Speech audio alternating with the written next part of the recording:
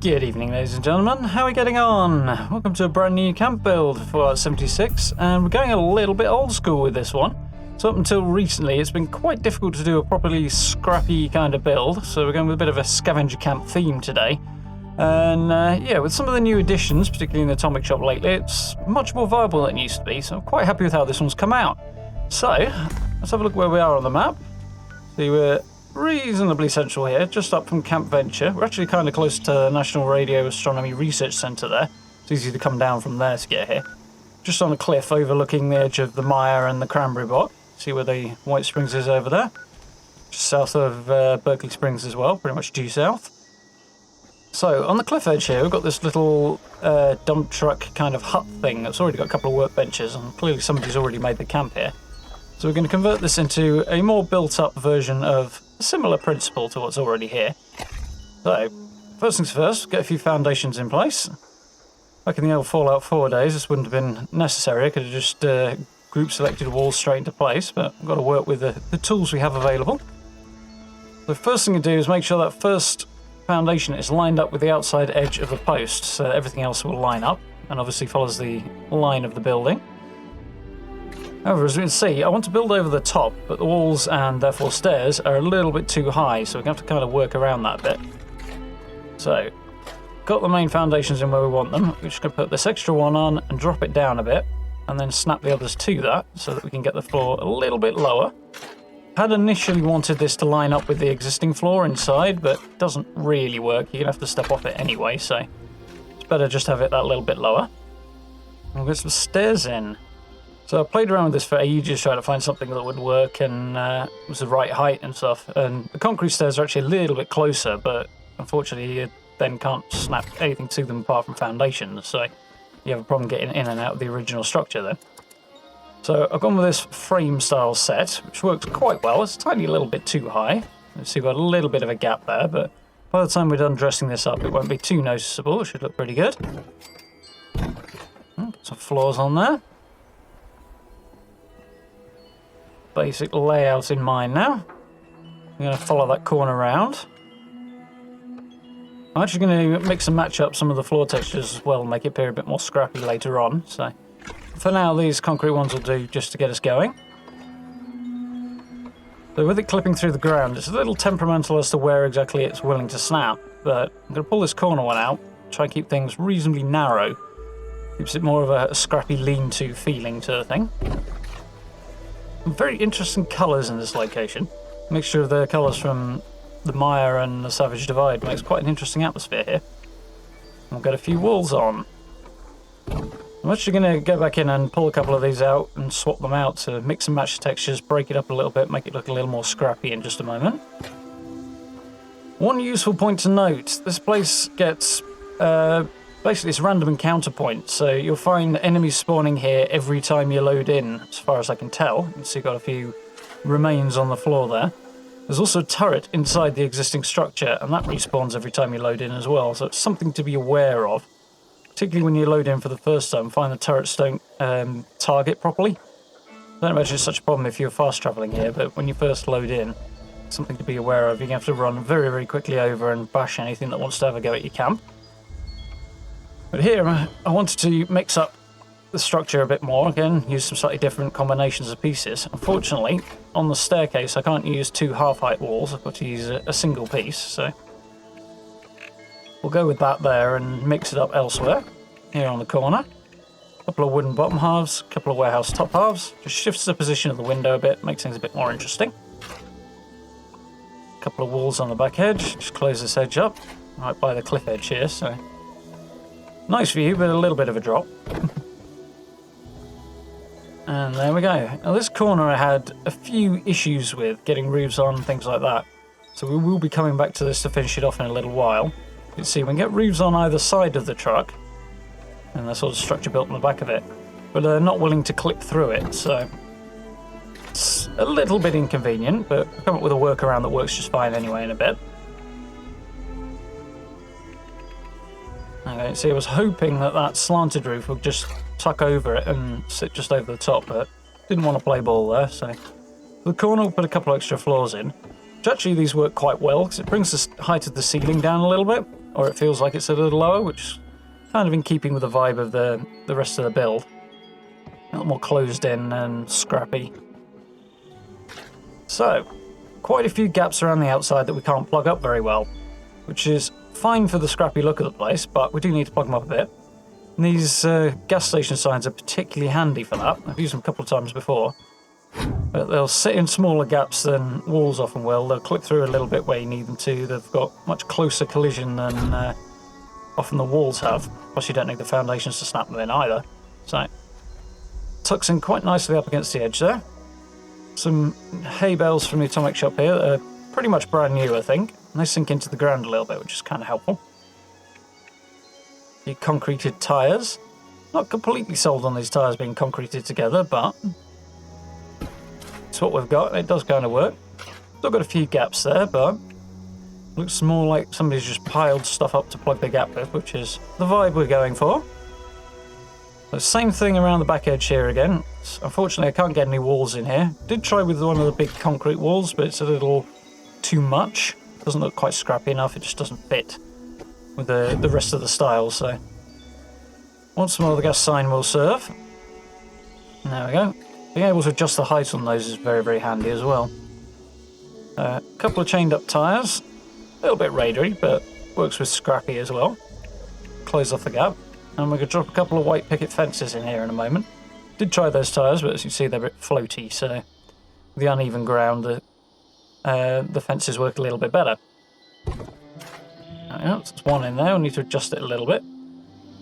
So we fiddle with it a bit. It'll drop down around the corner and then just sit closer to the ground, which is quite nice. There we go. Grab the next one, put that in.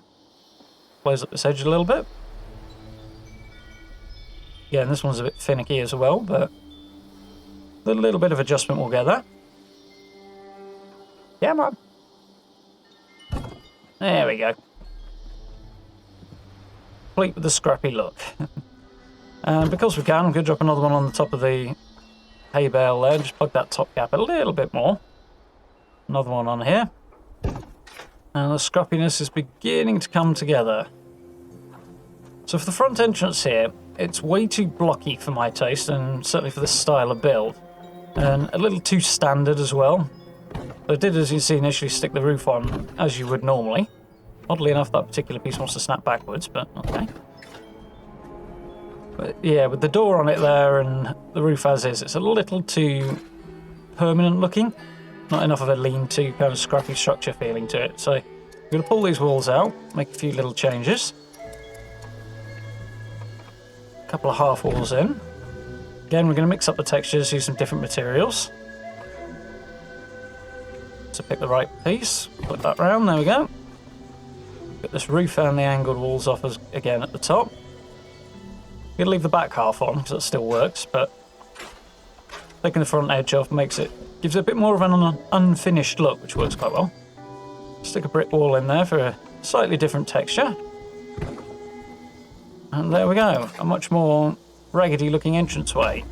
Rather than using a door, I thought we'd use this gateway, but it's as much of a pain as it always is. It just wants to snap to the foundation, which will then have it clipping through the ground. But for some weird reason, it's quite happy to sit on the inside, so that's what we're going to go with.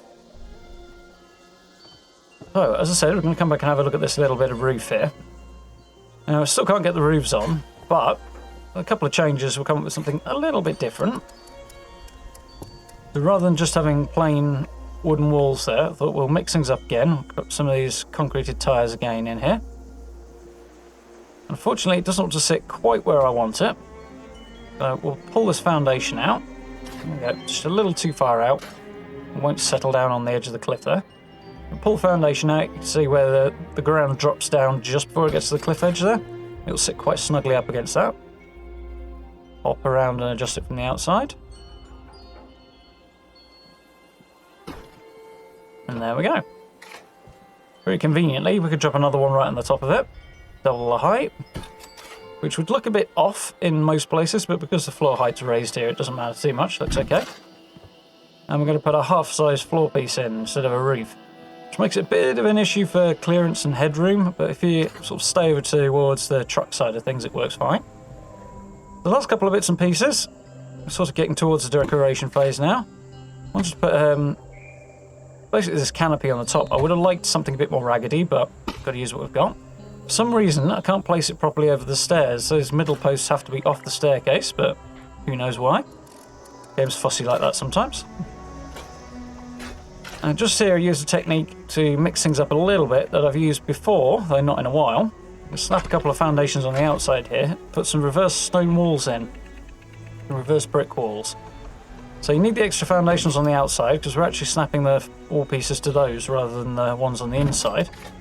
But it allows us to have the red brick on the inside rather than the outside. Head back around, pull those off. And it sticks out a little bit, but it's supposed to look scrappy, so that's fine. And a little bit of building up the outside to make it look a little bit more like a junk heap. We're going to drop the foundation in there just so we've got a nice smooth surface to put this power armor station in. These things do look like they've been abandoned, which I quite like. Plus the fact that I suppose they have been abandoned around the map quite a lot. And it works for the outside. You can see we're starting to drop a few extra bits and pieces around now as well. Plus, of course, it's practical for having a power armor station in your camp as well. That little generator I'm not actually using. I just put it there more for the effect. Hope I remembered to turn it off before the tour, but the idea is to have a sort of broken one dump there. Because for this I wanted to go with more of a natural lighting, lamps and candles, that sort of thing. Kind of a vibe. The colour's better, suits the environment a little better, and it just wouldn't feel right having electricity in this place for me, so wasn't quite happy with the way that particular guard post went in, so a couple more to mix it up, and let's have a look around the finished product. So as you can see, I've piled up a lot more bits and pieces, tons and tons of stash boxes, and the brewing and crafting stations there, little raidery outhouse there. Unfortunately, with this pile of debris here, we can't actually clear. Little rocks and little bushes around move fine when you use the bulldozer feature, but that particular pile won't go anywhere. But in the finished effect, it works just fine, so there we go. One of the best ways to bring something like this to life and make it look as scrappy as possible is literally just to pile stuff around the outside of your walls. It camouflages them a bit more, makes it look more like a junk pile, and less like a boxy structure that we're kind of lumbered with by being forced to use the foundations.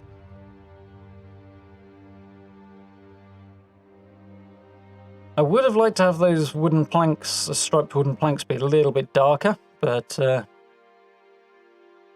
again, we have to use what we've got. It does create a bit more of a mixed up, scrappy look.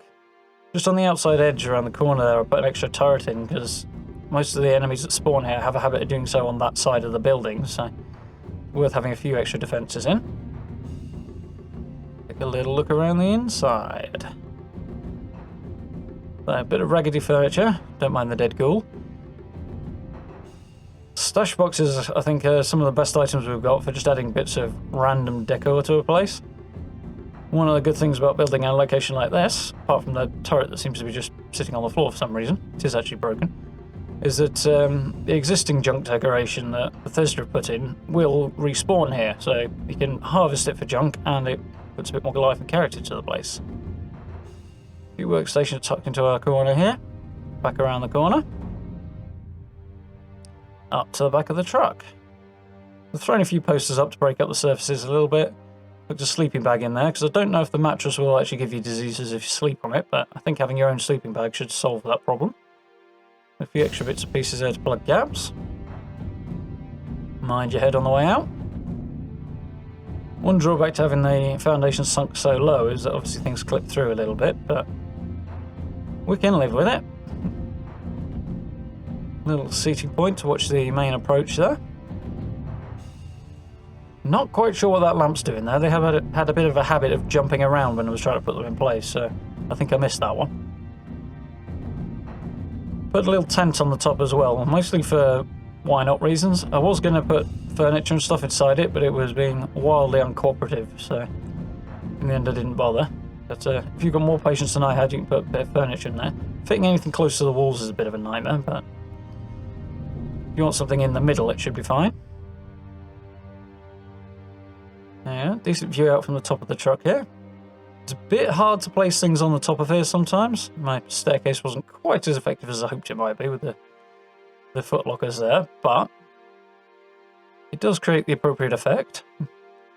Sometimes things on top of that roof just want to snap down and pop through it, or won't place at all, so a little bit of persuasion and the occasional rug drops underneath is required to get those to sit where you want. And somewhere along the lines I picked up one of the bits of fastnack decorations, I'm not quite sure where, probably from somebody's camp. But it adds a little bit more texture to the walls. Take a quick look around this place in the evening. Bit of a different vibe at night, with being on the edge of the mire here. I think the game thinks we're actually in the mire rather than the Savage Divide. Although technically we're at the top of the cliff in the Savage Divide. We get the weird blue light that you get in the mire in the evenings, which is quite cool, very, very unique. I like it quite a lot. It adds a very, very different vibe to the camp. I'll swing around. One of the other good things about using the oil lamps and the oil lamp posts as well is that the light's much more organic and it doesn't travel so far, so it doesn't stand out quite so much at night. So if you want your camp to blend in a little bit more, it works quite well. Put a few fire barrels in as well. They have a weird kind of blue quality to the light on the fire barrels. It's not quite the same as it used to be in Fallout 4, which is a bit of a pity, but they do look cool nonetheless.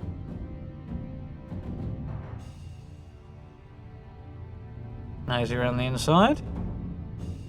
They're reasonably warm and welcoming, despite the fact it's not all that well weather sealed. Actually placing extra items in this existing structure can be a bit problematic at times. Some of the surfaces aren't recognised, things like that, so kind of work around that. But there's a lot of stuff in there anyway, so it's not too bad.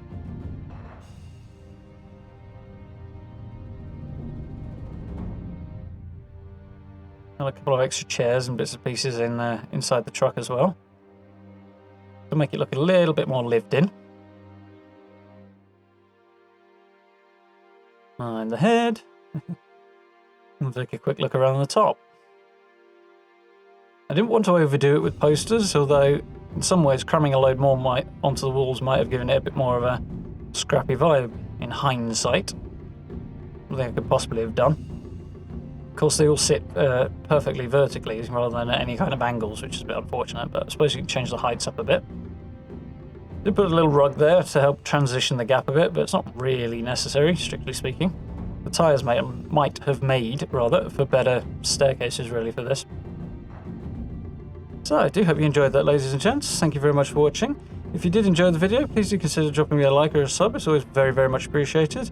And do consider stopping by on one of the live streams as well. We're having a lot of fun with the game, and we're also playing a bit of the Outer Worlds at the minute, which is good fun too. As always, social media links down in the description if you want to catch up with me over there. And if you're really enjoying the content, then please consider becoming a channel member as well. The support is hugely, hugely appreciated. You can find out more about that in the description as well. For now, thank you very much for watching, and I look forward to speaking to you all very, very soon.